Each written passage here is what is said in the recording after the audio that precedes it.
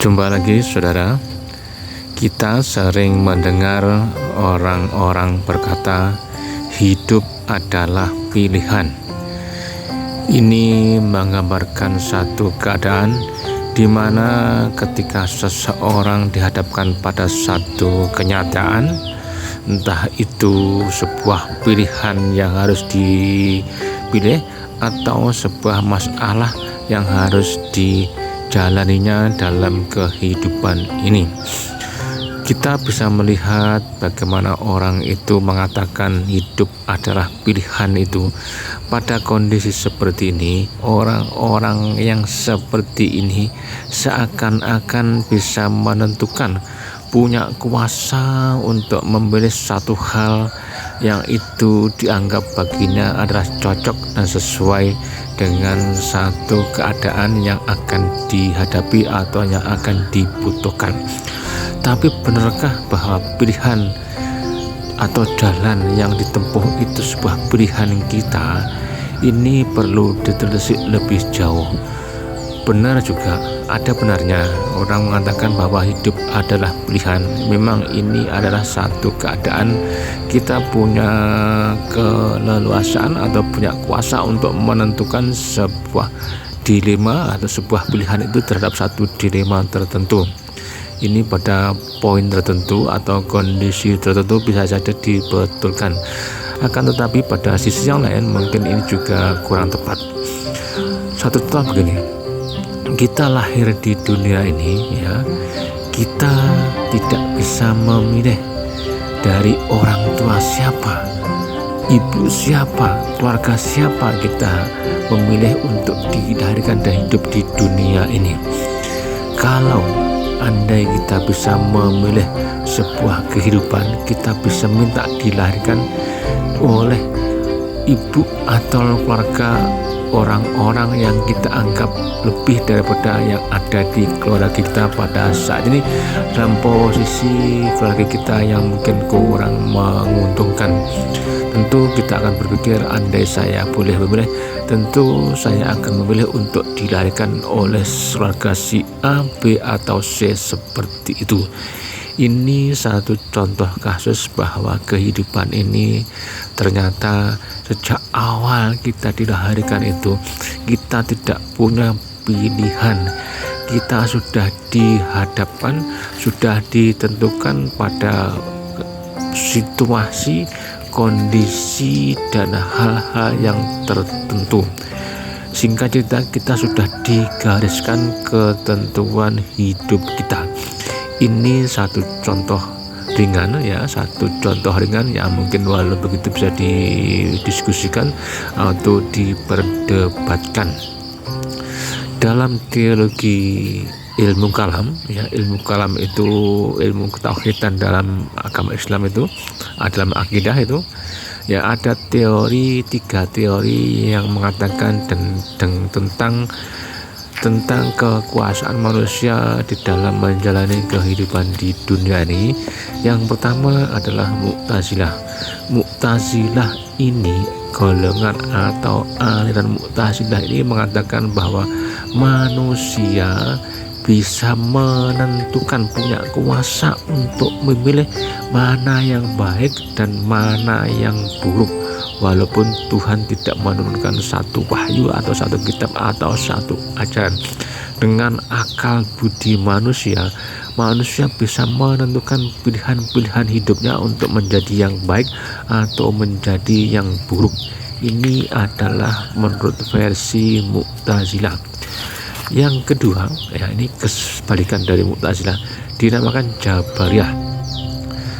Kata Jabariyah, apa-apa yang kita lakukan, yang kita pilih, yang kita lalui, ini sudah ditentukan oleh Tuhan sejak sebelum kita dilahirkan ke dunia ini.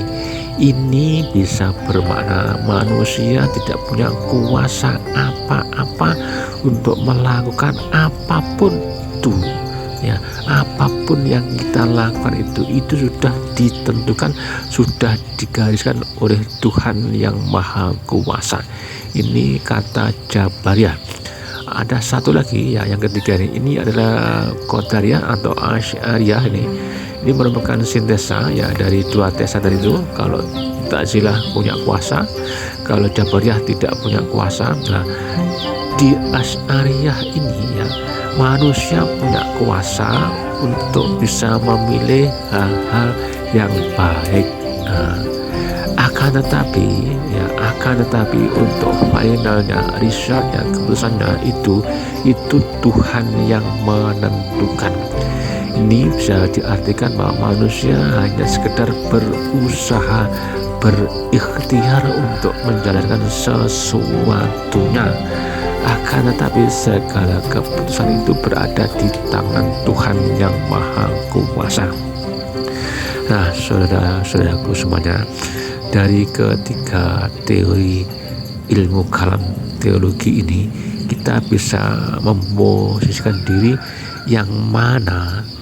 Kalau Mu'tazilah akal murni, kalau Jabariyah adalah totalitas penyerahan, kalau Asy'ariyah ada akal murni dan juga ada penyerahan diri. Nah, dengan teori ini kalau kita aplikasikan dalam kehidupan nyata ya, jadi apa-apa yang orang katakan hidup adalah pilihan itu, ini saya jadikan sebuah konsep judul sini. Benarkah kita bisa memilih, atau kita sebetulnya dipaksa, atau memang sudah ditakdirkan dari sananya? Ya, kembali kita katakan bahwa orang mengatakan hidup adalah pilihan itu memang bisa dibenarkan juga, karena manusia dibekali akal untuk menentukan hal-hal yang baik dan yang buruk. Hal-hal yang dulu sudah ditentukan oleh Tuhan, sudah dihukumkan oleh Tuhan, baik itu untuk kebaikan dan keburukan. Manusia di sini tinggal memilih mana yang akan dilaluinya sebagai untuk menentukan jalan hidupnya, entah itu baik atau buruknya. Namun ya, secara tadi itu kalau menurut Jabariyah, secara fakta kalau kita kaji lebih dalam, kita itu memang secara logika, akal normalnya memang bisa memilih. Akan tetapi kalau kita kembalikan kepada sebuah dalil, la haula wala quwata illa billahil aliyil azim, tidak ada daya dan upaya kecuali itu berasal dari Tuhan yang Maha Kuasa. Nah, dalil seperti ini bagaimana kita mengartikan atau menafsirkan untuk sebuah kehidupannya. Memang kita ini tidak bisa berbuat apa-apa tanpa itu dari kehendak Tuhan atau kuasa Tuhan. Karena itu kalau berdasar ini, manusia itu memang semacam sekedar sebagai wayang, dan Tuhanlah yang menjadi dalangnya.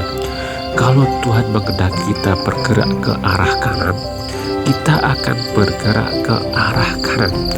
Akan tetapi kalau Tuhan menghendaki kita bergerak ke arah kiri, maka kita pun akan bergerak ke arah kiri. Jadi manusia itu tidak bisa berbuat apa-apa. Apa-apapun yang kita lakukan yang seakan-akan itu sebuah pilihan akal kita berdasarkan pertimbangan logika kita, itu sebetulnya juga merupakan dari kehendak Tuhan, kekuasaan Tuhan, campur tangan Tuhan. Maknanya manusia tidak bisa berbuat apa-apa, tidak bisa memilih apa-apa. Semuanya sudah ditentukan, sudah digariskan, sudah dikodratkan untuk jadi ini, jadi itu, pilih ini, pilih itu, jalan ini, jalan itu. bahkan sampai sebuah musibah itu ya, itu sudah ada ketentuannya, sudah ada takdirnya, sudah ada nasnya, sehingga kita tidak bisa memilih untuk menghindar dari sebuah musibah. Karena itu saudaraku semuanya, untuk menenangkan diri kita, untuk menenangkan hati dan perasaan kita memang segala sesuatunya menyerahkan sepenuhnya kepada Tuhan yang Maha Kuasa. Apapun itu, baik dan buruknya, kita akan terima. Kita bisa memahami, bisa menjalani dengan sebaik-baiknya, karena kita adalah makhluk ciptaan Tuhan yang tidak mampu, tidak punya kuasa untuk menentukan, untuk membuat pilihan apapun itu ya. Andai kita bisa memilihnya, tentu kita akan menjadi orang yang baik-baik semuanya. Kita tidak ada orang yang menjadi susah, menjadi sakit, atau menjadi sedih, karena kita akan memilih hal-hal yang baik-baik semua, yang bagus-bagus semua, yang membahagiakan semuanya. Tapi kita tidak bisa memilih seperti itu. Kita hanya menjalankan kelakoni. Jadi intinya, kita manusia ini hanya menjalankan sebuah takdir Tuhan, ketentuan Tuhan, ketentuan garis-garis kehidupan. Apapun itu, baik dan buruknya kita, itu sudah ditentukan oleh Tuhan yang Maha Kuasa, Tuhan yang Maha menciptakan kita semuanya. Kita tinggal menjalani, tinggal menerima, walaupun seakan-akan kita memilih pilihan yang kita kehendaki, itu hakikatnya adalah Tuhan yang menentukan, Tuhan yang menjalankan, Tuhan yang memilihkan. Karena itu ya, kalau kita terlalu mengandalkan akal logika kita akan terasa gersang, akan mentok pada satu keadaan, pada satu kenyataan yang itu tidak sesuai dengan harapan, tidak sesuai dengan akal pikiran kita. Oleh sebab itu, sebaiknya kita yang memasrahkan diri, menyerahkan diri, bahwa segala sesuatunya itu sudah ada ketentuannya, sudah ada takdirnya, sudah ada suratannya. Kita hanya menjalani dengan harapan kita diberi kekuatan, diberi kesabaran, diberi ketabahan. Terima kasih, jumpa lagi dan matur nuwun.